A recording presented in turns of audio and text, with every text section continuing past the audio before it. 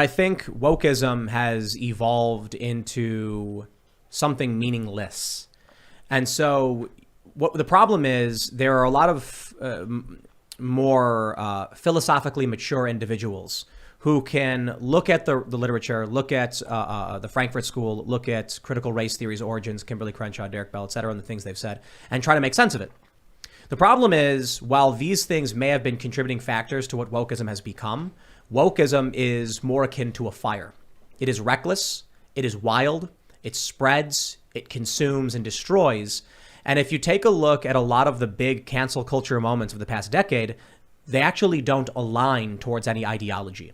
So my favorite example of the contradictions of the woke are when there was a women's organization that tweeted the word Wimixin. Oh, yes, I remember. So, yeah. By the way, so did Elizabeth Warren. That's the moment when I thought, oh my, like Elizabeth Warren sets herself up as this great intellectual, policy person. And then what is she doing? Just total pandering, madness. So this organization tweets the word WOMXN. Yeah, I remember that. It's like... Adherents of wokeism, though, said that's offensive. How dare you create a different word that implies trans women are not women? And so now you simultaneously have the word woman being non-inclusive and being inclusive, and Wimixin being both simultaneously not exclusive and inclusive. There is no appropriate thing you can say that can be determined to be acceptable to woke other than to drop to your knees and adhere to the power structures.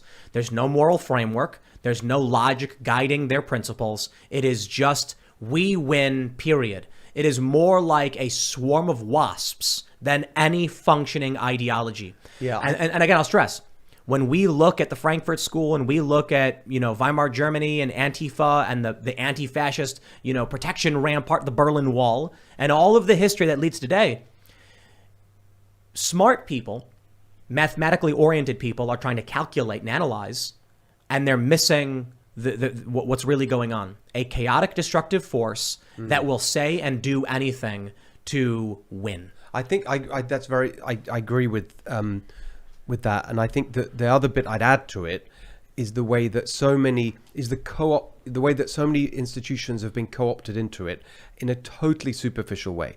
And particularly if you think about corporate America, I think that's a really great example where the way that this has spread like wildfire, your analogy is a good one, through corporate America. And they suddenly kind of announced we're going to have their training sessions and Robin DiAngelo's the set text and all this kind of stuff. They haven't thought about it. Those, the HR departments and they haven't sort of bothered to read. It's just like, oh, this, we better do this because everyone's going on about it and our employees are going to, and we've got this vocal minority of our employees who are saying, why aren't we doing our training or whatever it may be, or social media, a few vocal people. And so they're all going for it without even giving it a moment's thought. It's totally superficial. And that's why the virtue signaling, I think, is just such a big part of it. It's meaningless. It's just, are you in line with the cult or not? And if you're a part of the cult, right. then... Yes. Exactly. The swarm will attack. I think a lot of this chaos is deliberate. The first thing that comes to mind is the famous saying, order out of chaos. And when you look at a lot of very prominent elites, whether it's Ted Turner, Henry Kissinger, Rockefeller, they're the ones that were very instrumental in opening up China to the world and cheering on what was happening during the Cultural Revolution and their population control efforts. And you see a lot of these very powerful individuals also now call for the Great Reset to build back better and implement similar policies that essentially are creating the Western world into being this kind of Orwellian Chinese social credit score system that I think that they've been trying to do here. And I think one way that they will be successful in doing that is by dividing and conquering, having people fight each other on trivial differences, on absolute nonsense as they get away with pulling off this great reset as everyone is chaotic and fighting each other. Can you just talk about, I've heard that phrase and I don't really know what do you mean by it? Which phrase? The Great Reset. I know, what is that? Well, that's a phrase used by many powerful individuals, especially within the World Economic Forum, by individuals like Klaus Schwab.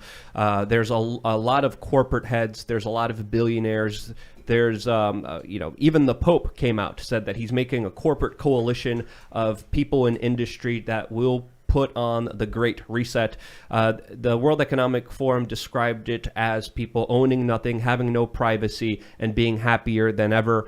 And this is, of course... Oh, so it's their phrase. Yes. Davos. And then you see many prominent politicians say we need to implement the Great Reset. We're here to build back better. Biden's policy, his, quote, infrastructure bill, is literally called the Build Back Better plan, where he talks about printing trillions of dollars and spending it on equity efforts and other social climate issues that, of course, are the absolute opposite of what they pretend to be. So Klaus Schwab, I wanted to... Anyway, go on.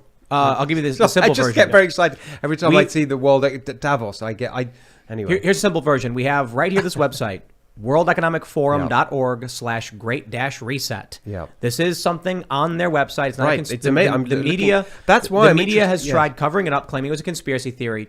The gist of it is, I'll tell you. They put out a video. It said, "You will own nothing and you will be happy by 2030." They wrote an article where they said, like, your living room will be used for business meetings when you're not around. You won't own things. You'll just use things that are available to you. You'll have no home or bedroom. People will come and use your stuff as however they see fit. What they're ultimately trying to say is they think... say there? Stakeholders to... there's an urgent need for global stakeholders to cooperate in simultaneously managing the direct consequences of the COVID-19 crisis. To improve the state of the world, the World Economic Forum is starting the Great Reset Initiative. Yeah. You will own nothing. Where are you getting that from? This is the World Economic Forum. No, you will own nothing. What's that about? So that's a video they produced and ultimately deleted that said... The famous line from it, put it on Twitter. You will own nothing. You will own nothing. Was that an and you will be opinion happy. from one of their people? Was their corporate view? It's their official view. It was an official World Economic Forum statement that was put out. So that you take a look at what Joe Biden has been doing. He wants to shut down another oil pipeline. He shuts down Keystone. He bans fracking. With the crisis at the ports, with the crisis of inflation, with the constant lies from the media. First, they said there's no inflation. Then they said there's some inflation. It's not a big deal. It's transitory. It's transitory. Yeah. Then they said it's going to end. Now they're saying it's here to stay. Now they're saying inflation's actually a good thing. So what's happening is all across the board, there's a labor shortage, there's a product shortage, there's an energy crisis in the U.S. And I got to tell you, it may be conspiratorial, but when they come out and say "Build Back Better" is the slogan of their project in the Great Reset, and then Joe Biden says we're going to build back better, and this is the Build Back Better bill. Isn't it more absurd? Wouldn't Occam's razor suggest that to deny they're actively trying to destroy the economy would be the conspiracy? No, I don't think that. I think that I want to be fair to what I think they mean, which is, and actually I suspect underlies this, even though I can't stand Davos. He tried to sue me because I wrote some piece about him being totally corrupt, which he is. He is, yeah. And I've had first-hand experience of it in terms of how they approach participants in the conference, and how he's siphoned off the money. And I put it in a newspaper article, which I think the headline was something like, "Attending Davos should be as shameful as running a sweatshop," or something, whatever. Anyway, he went nuts and the whole thing. But then with the Build Back, so I'm very happy to have a go at Davos any moment of any day. With the Build Back Better, I think what they're getting at, I think, and I would say not all of this is crazy, is to say that what you've seen as a result of the pandemic is all sorts of things that are broken about how we organize the economy and society that actually we could do with fixing. One really obvious example of that, I think, is our dependence on China. The fact that so many of the pharmaceuticals are made in China and so on. I think that that's a great example of something that the pandemic has revealed to everyone. I mean, I've been making that argument for a long time. In my first book, I argued for decoupling from China. Except now what Joe Biden's policies No, are I'm not saying he's doing the right thing. It's actually bolstering and emboldening China. But let's just try and be fair. So I think that's an example it sounds like we would agree about, okay? They would say, well, another example is the kind of precariousness of people's working lives, and therefore we need to do things that will help that. And that's a lot of the driving force behind some of the stuff in the spending bill. And even there, I'd agree with some of that. But I'm just saying it's not the job of the federal government to do it. Yeah. You should be doing it at the state level or the local level, whatever. But I don't think that they... I don't know. What do you think that they're the ones that created their dependency on China? They're the ones that are creating the modern problems in this world. So for the people to come and create the problem. By the way, literally, they're the people. Like the guy Steve Ricchetti, who is the senior, whatever he's called, senior advisor, I think is his title, in in Biden's team. He's the number one guy, right? Yeah. He's been involved in putting all these bills together. He was there. He was the guy who orchestrated under the Clinton administration China's entry into the World Trade Organization. Yeah. And he's like totally corrupt. I mean, his brother's running a lobbying firm. Have you talked about all this? I don't know, on the show. Sure. I don't know. His brother's running a lobbying firm whose kind of clients have sort of spectacularly increased just in the last few months. Surprise, surprise, because his brother's right there in the White House with Biden. So you have the people causing the problem offering up the only solution. Yeah. So when people are suffering because they can't find work, they can't make enough money because of inflation, they're struggling with shortages across the board. These are all problems created by the federal government. And then they want to make you more dependent on that. And now they're coming out saying, here's the solution to all those problems. Problem, I agree with that critique. Problem, reaction, solution is something that people talk about a lot. It's the same people who created it, the same people who are coming in with a solution, and the solution benefits them even that much greatly. I mean, if you look at what they're doing, right, in the name of helping people, they're limiting people's ability to travel. They're limiting people's ability to earn money. They're limiting people's ability to have a family, to have a happy, productive life. And what they're doing is we literally have witnessed one of the largest transfers of wealth in recorded human history during the lockdowns, which helped out the billionaire class and screwed everyone else over. And then we are seeing people's wealth literally be eviscerated, robbed right in front of them, as billionaires have made off with the most amount of money almost in all of recorded human history.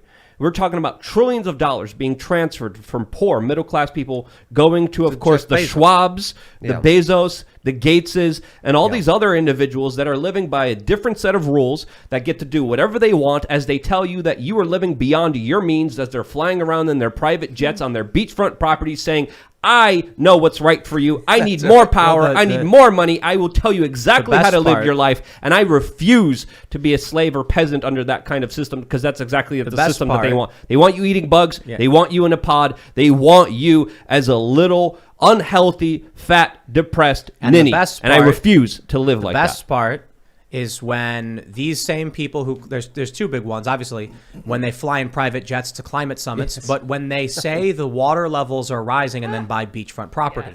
I think climate change is a big problem. I think humans are absolutely contributing to a lot of ecological collapse. But how am I supposed to support, you know what I think? I genuinely believe they use the urgency of ecological disaster, things we can see and measure, like the windshield phenomenon, bug populations, colony collapse disorder, to scare people into giving up their power so they can buy beachfront property, so they can get private jets. So but they're the ones causing the ecological disasters. They're the ones. The military-industrial complex is one of the biggest polluters in the world. We haven't even had that discussion yet. The corporations in China, they're the elites on the Titanic, and they're stealing the fine china and then jumping in a lifeboat before anyone knows what's happening. Thanks for checking out this segment from the Timcast IRL podcast.